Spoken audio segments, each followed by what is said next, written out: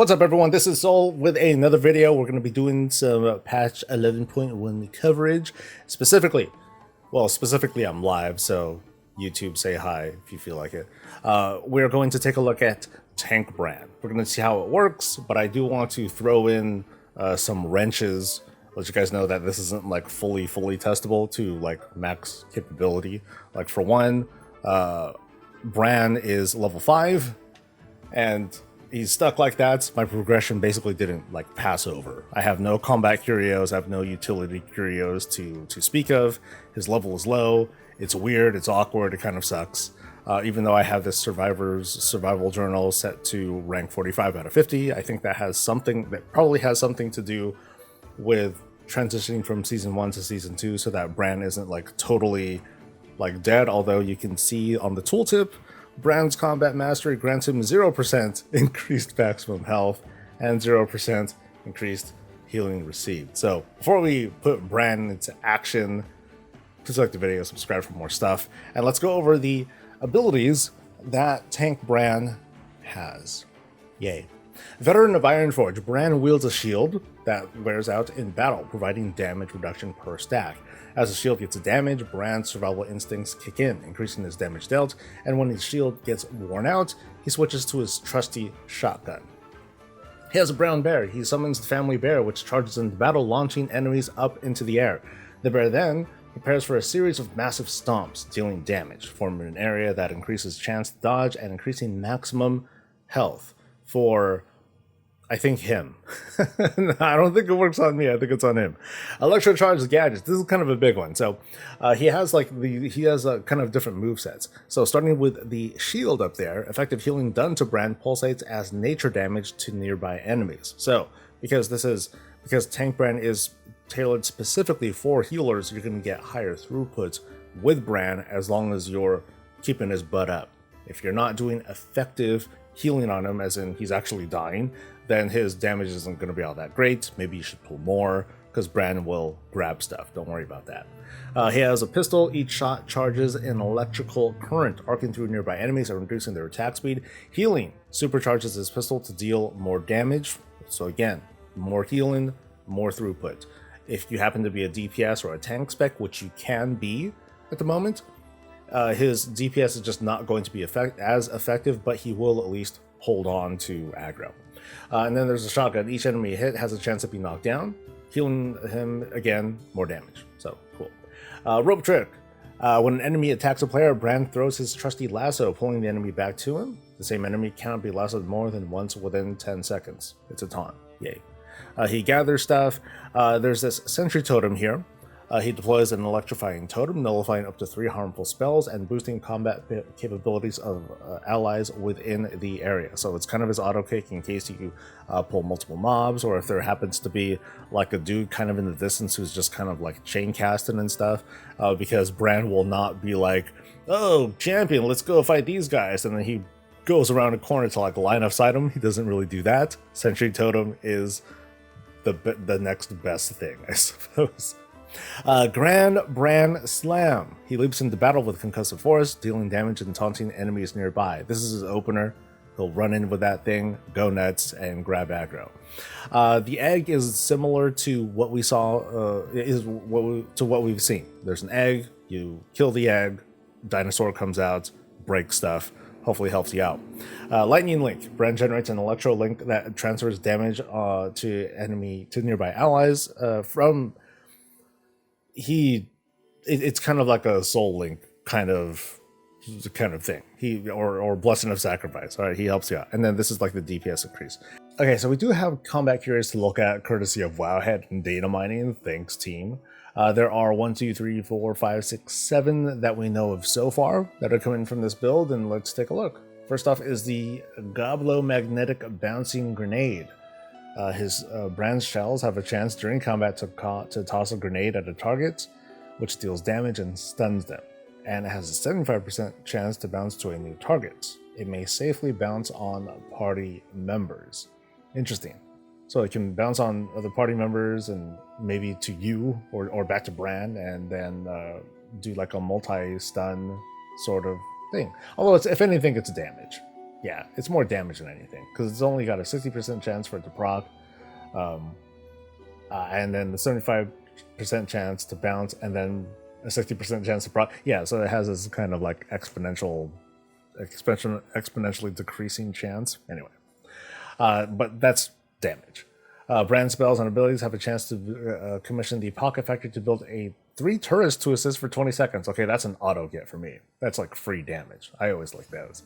Upon entering combat, Brann activates the conversion matrix for 20 seconds. A small percent of all party damage dealt during this time is converted to primary stat and split between party members. After the conversion matrix powers down, the primary stat buff persists for 20 seconds. This effect cannot occur more than once every 2 minutes. So kind of a boss curio. Now that I'm thinking about this, there are quite a few more curios, and I'm still not entirely certain whether we are going to see curios retire or get swapped out in season 2. So still some unknowns that at least I don't have the answers to. Maybe someone already does. So whenever any player's health falls below 50% health during combat, Brann throws a giant bomb that explodes on impact. And it heals. But it only works every 2 minutes. So even if Tank Brann did have something like this, it's not exactly a reliable heal. It's just something for like kind of a oh snap button. Brand's max health is increased by 55%, and his damage and healing done is increased by 55%. Oh. While in combat, Brann may become targeted by mechanical bots that fixate on him, which can be destroyed or dispelled. If they reach Brann, he will suffer 50% of his maximum health and damage if he stunned for 5. Oh, that's annoying. At first, like, they had me at the first part. But then now it's just kind of like a new gameplay mechanic that's being introduced that I may or may not want to care much about. But if anything, this is definitely something for healers because it's something that can be destroyed or dispelled. So it's kind of like it's basically a Mythic Plus affix that's being attached to Dells, at least for Tank Brann. Because I don't imagine this to be something that you want to normally use for DPS or tank specs. I mean, you can, because it doesn't exactly say what kind of things need to be, what sort of affliction needs to be dispelled. If any dispel works or cleanse works, it's kind of feasible. So it'll be an interesting thing to try out. Automatic Foot Bomb Dispenser. His spells and abilities have a chance to drop 4 foot bombs on the field for 10 seconds. Running into the foot bombs kicks it at your enemy target, dealing tremendous fire damage to all enemies in a 6-yard radius. Okay, that one's kind of fun, although it'll make me want to like move around, which will be a little annoying. And then finally, use his Epic Egg now houses 4 Mechasaurs that taunt enemies for 10 seconds while within the egg. Once unleashed, it'll periodically stomp, dealing significant fire damage and a split between nearby enemies. Affected enemies explode for after 5 seconds, taking moderate damage. Okay, I need to reread this. So it now houses dinosaurs that taunt. So the egg will taunt, is what I'm seeing here. Once the enemies, I guess, destroy the egg, which I guess they'll help destroy this time, then the Mechasaurs will come out, they'll stomp, they'll do damage. Although you do lose the really powerful fear that comes from the original dinosaur that comes from the egg. So, yeah, we'll have to see. Now we do have the utility curios to look at, thanks to some late searching. So starting off with the Cajicola Carrier, Mislaid Curiosities now have a 50% chance to contain cola, and Brann now summons a Kaja 6-pack when creating campfires. There are various flavors, each one with its own effect that applies when collected. Oh, that sounds kind of cool. During combat, a pilot is designated over 4 seconds before airdropping the pacifist rig Mark IV at their location, equipping them with it for 20 seconds. Okay, this is the mech that we saw from the early preview. 3-dimensional bioprinter, damaging an elite creature below 40% health, creates an imperfect copy of it at 100% power to fight by your side. Wait, that's kind of cool. Damaging an elite before 40% creates a copy of it to fight by your side. Oh, I wonder what the cooldown is on that. That seems busted. Yeah, that seems really busted. Only 2 copies can exist at the same time. That's pretty wild. Okay, Loot Raider. Every 30 seconds or 5 seconds after entering combat, scan the environment, highlighting misplaced curiosities and making enemies below 95% health take 10% more damage for 15 seconds. Okay, so it's like that buff. So like the so I mistook this for the potions that Brann throws down, because I think Tank Brann just doesn't do it. But in this case, the little treasures that you find can give you like more buffs. I remember that one. When Brann uses gathering tools, there is a 100% chance to magnetize discarded plating to party members, granting them 4% of their maximum health as a shield that regenerates out of combat. That's alright. After 30 seconds of combat, party members and Brann deal 24% more damage and healing for 40 seconds can only occur once per combat. I'm kind of curious how this works. After 30 seconds of combat, of combat. I'm like, out of combat? That doesn't make sense. Okay, so that's a pretty damn strong one. Not for like, you know, whatever the big Zekvir like fight is going to be, but this is a pretty good one. And then party members are equipped with biofuel rocket gear. Each enemy slain has an 80% chance to fuel the rocket gear, increasing speed and haste by 1% for 45 seconds, second up to 30 times. So this is kind of a kill streak. Yeah, I look at this as kind of a kill streak thing. Faster you go, the faster you'll get what, a 30% speed. That's not bad. And haste. But as for right now, we don't have them available for testing, unfortunately. Sorry about that. So we're just gonna kind of go with what we got. So we're gonna put them into practice. But first, I want to actually want to get out of here because one of the other things that makes this currently not very testable is that the item level scaling that's kicked in for the purpose of testing, it's still based on season 1. So you can kind of see there, Delve's testing, my item level is set to 610. I'm on Delve level 11, and the requirements for an 11 Delve are pretty high, right?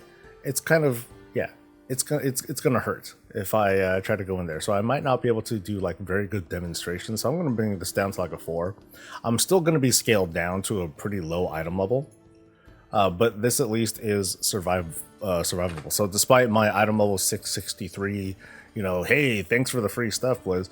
Despite all that stuff from the PTR vendors, my item level is being scaled down to 558. Think about that for a second. 558 is what this is being scaled down to. But oh well. Let's make sure that Brann is in fact a tank. Cool. Well, let's get to it. This is one of the new delves. Side Street Sluice. I don't know if that's how it's pronounced. You drop in, you're in immediate danger.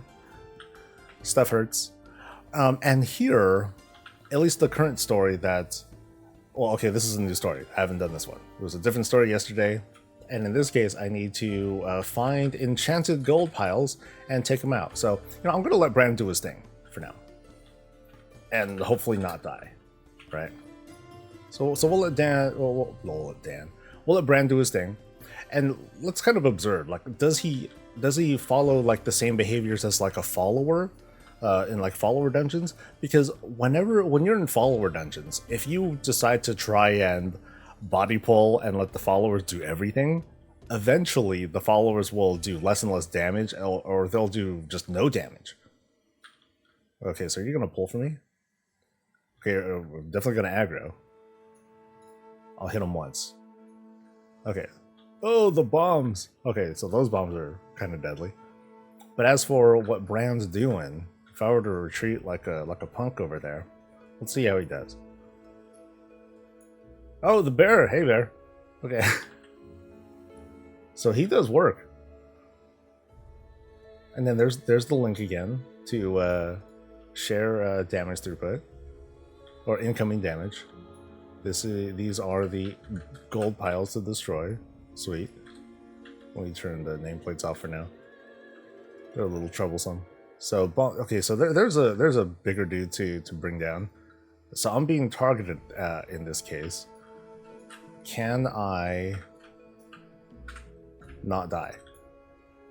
Now you can notice, you know, with Tank Brann, he doesn't do any healing at the moment. Okay, oh there we go. There's like the redirected stuff. So spells are going towards him. He's not pulling anymore. And am I gonna die? No, not yet. So the thing is, I happen to be a tank. I happen to be a prop paladin specifically, which means I'm able to kind of, kind of sort of cheat. It's a concern that I've been talking about numerous times when they first mentioned, hey, Brann can tank. So you can kind of see here, my healing still applies just fine. My hero talents as a lightsmith, they still apply, so I can mitigate quite a bit of damage off of Brann and keep him up. But Brann does pretty good aggro too. So I happen to pull all this, but then he can taunt every, X number of seconds. And I'm being targeted by a sniper or something like that. Oh, I'm going to ignore that for now. So let's go take on this caster guy, or these two guys here. And you can see, like, I'm hitting him, but I'm not taunting. And then now it's come back to me. But you can see, like, he's pretty decent at holding aggro on his own. Like, if I try, I can, I can pull it back. But you can also see, like, he's getting blasted too. So he is pretty vulnerable. Just like DPS Brann, or just like Brann is in general. But in this case, there's a pretty strong emphasis of, hey, as long as you're healing Brann and keeping him up, he's going to do more damage. He's going to, do the throughput that you need, unlike the current Brann in Season 1. So this feels all right. Of course, being a tank, it's a little deceptive. Like, what I'm able to do here is not a good reflection of what a healer is going to experience, but I have so little experience as a healer that I won't be able to do any effective testing on it anyway, so we'll just kind of deal with this for now. If anything, what I do want to also demonstrate is just how the delve experience can be like with Brann, and if you happen to be a DPS or a tank that's capable of off healing, are you able to trivialize delves? And at least the impression that I have right now is yes. I'm not saying that's how it's going to be. I'm just saying this is what I'm seeing at the moment. Now, again, this is with me having a ridiculously low item level. My item level is 558. And oh gosh, I forgot what this was. I forgot what this delve was going to be, is actually tuned for. I think it's like 6 something or other. Alright, so I felt like resetting this delve because there was this very annoying targeting line that was on top of me, and I just wanted to get rid of it. So I'm going to kind of go through this as I am right now, playing it normally as, as a person who is capable of off healing, who also happens to have their ring, Cersei Circlet set for healing as well. And here we have a Zekthir thing happening too.